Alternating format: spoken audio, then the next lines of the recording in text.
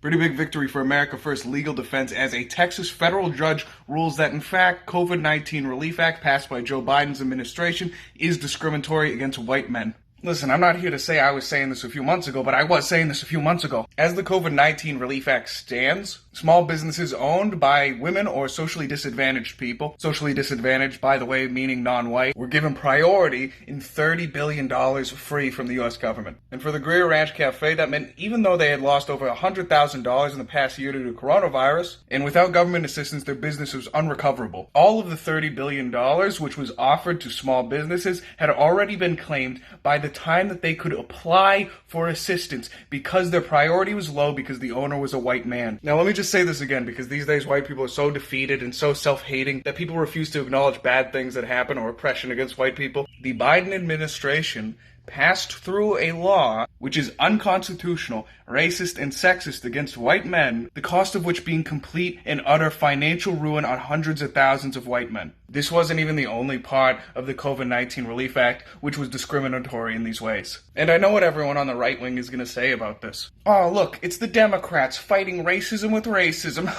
Hypocrites much? They don't care about what the situation would be if it were reversed. They are not doing any of this out of good faith to fight racism.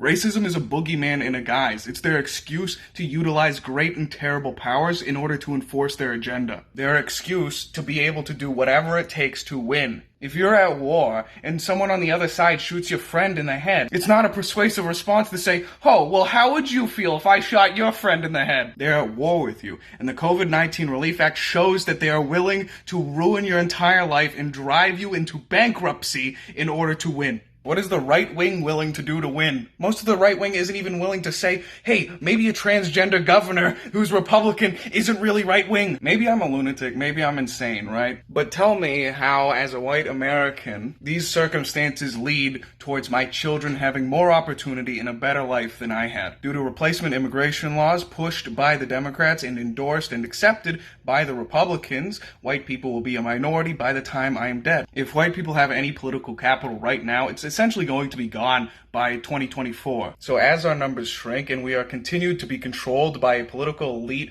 which has actual malice towards me for my race and gender, they continue to ramp up and push critical race theory in schools and anti-white narratives in pretty much every single media outlet. And by critical race theory being taught to kids, I mean that right now, today, they are teaching kids white people are inherently evil and they need to spend the rest of their lives trying to make up for it. All the while, organizations such as Black Lives Matter are allowed to burn down cities and be cheered for it rather than reprimanded. Screaming defund the police and don't target us, we're black owned, only target the white business owners, destroy their entire livelihoods. Openly calling for whites to be killed, openly displaying their absolute racial hatred. And I'm an insane lunatic for saying maybe shrinking into a minority, losing all of my political capital under a ruling class which has outright hatred towards me.